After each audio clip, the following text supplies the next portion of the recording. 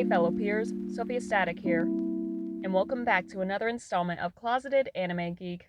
This is a series where I discuss, review, and analyze things relating to anime. A couple months ago, I came across an anime on Netflix called Komi Can't Communicate, a high school comedy about an average Joe named Tadano helping the gorgeous popular girl manage through her severe social anxiety and make a total of 100 friends. I had the bright idea of making an episode-by-episode series talking about the show. While there were many benefits to dedicating one video per episode, admittedly, it almost became a bear to keep up with, especially since I'm doing everything by myself. So for this season, I decided to reduce the video load by half by dedicating each video to 2 episodes each. Hopefully that becomes as beneficial or even more beneficial in the long run. With that clarification out of the way, let's actually start talking about the first 2 episodes of Komi Season 2.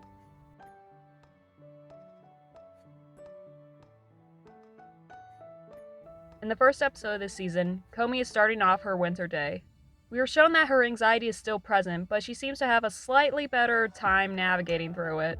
We're given a reminder that the school that our main characters attend have unique classmates, so making new friends will be no walk in the park, since each character has their own thing going on. Given how friendships were made in Season 1, this season's slew of potential friends will bring out new challenges, lessons, and archetypes. Najimi presents Komi with a friendship notebook, a place where all her current and potential friends can write their names.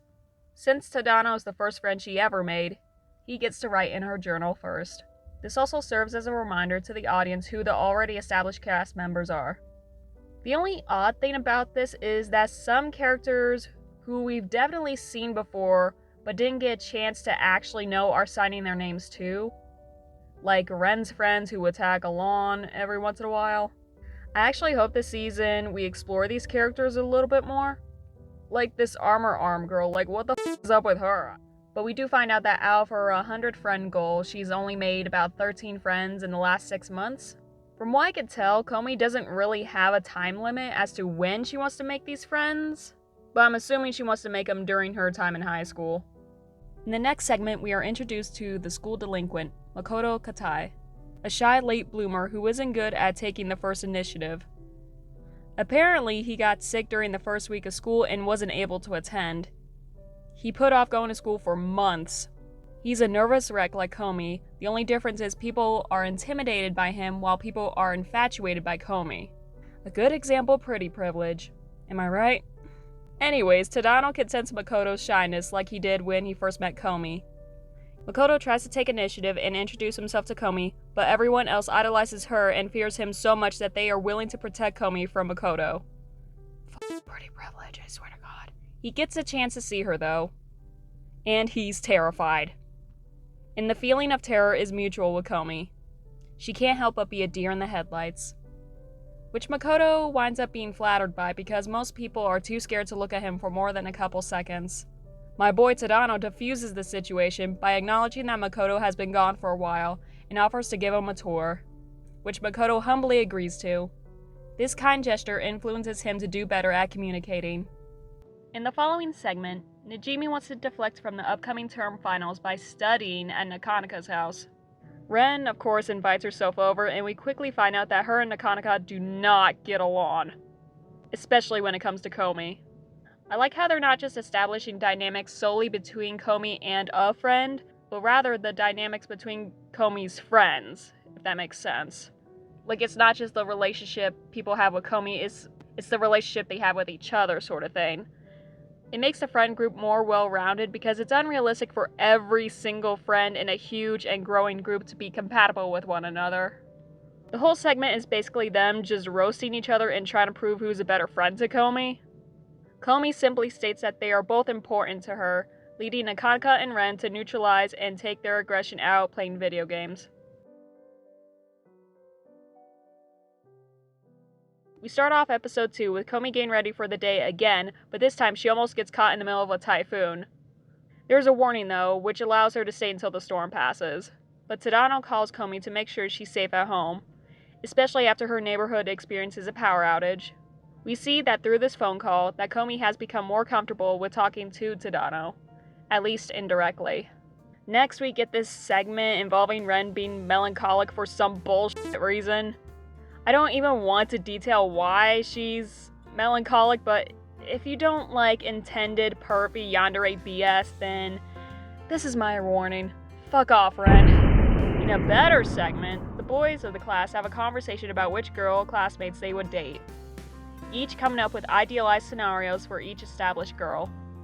I mentioned in episode 1 of this season that even though we've met these characters before, I don't feel like we really know them.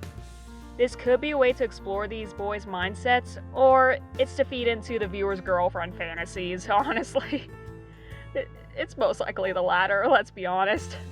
Anyways, hopefully this is the starting point of further exploring supporting and background characters from Season 1. As you might have noticed, a similar motif that pops up with Komi is cats. It's become a symbol of hers, really. The reason why I bring this up is because when it's announced that a new cat cafe is in town, Komi really wants to go. The problem is she's trying to find someone to go with. She goes with my personal faves, Onamane and Kade. I've mentioned this before in another video, but I really like the dynamic Komi has with these two. I'm so happy they're spending time together in this episode, honestly. It brought a smile to my face. Sadly, though, none of the cats are approaching Komi. Then, all of a sudden, we get the cat's perspective of being in the cat cafe. I'm gonna be honest, I did not expect this, and it caught me off guard for a second. I guess this anime is really aiming for the cat girls out there, and girls is gender neutral in my book, so... We find out, though, that the cats don't really like Komi's aura because they can't get a good read out of her. The queen cat takes pity on Komi, though, and approaches her. Okay, I didn't really talk much about the intro and outro of Season 1, but for me, the Season 1 intro was fun, especially the coloring style, but the outro was pretty standard for me, but they were both well animated, so... As with any new season comes a new intro and outro. The intro to Season 2 is primarily a Komi point of view of a production set of the show that plays off the after credits scene at the end of Season 1. Does that make sense? But then it just turns into a standard intro with flashes of established and upcoming characters and sprinkles of moments of the show we've already seen. The animation is still gorgeous, but I kinda wish they stayed with the Komi point of view style that they had in the first half. The end credit for this season, however, is really good. I really like the animation style for it. It's more memorable compared to the outro Season 1. Correct me if I'm wrong, but I believe it's a really cool rotoscope effect with flat colors. You can still recognize all the characters of significance we've been introduced to. This kinda hones in the fact that no matter how unique they are as people, they are still high schoolers doing high school things. As of this video, I'll say right now that I prefer Season 1's intro, but Season 2's outro. It's nice to see these characters and their scenarios again. It's still a pleasant watching experience, especially for casual viewing. Not only are we going to get a new batch of potential friends, dynamics, and social situations, hopefully we'll be able to fully develop and explore what and who we already know. Thank you for watching. If you enjoyed this, be sure to like and subscribe. Do you have a habit of putting things off out of fear? If so, how do you overcome it? Also, what are your favorite type of cafes? Let me know in the comments down below. Until next time, stay safe out there and take some initiative, my fellow peers. Bye!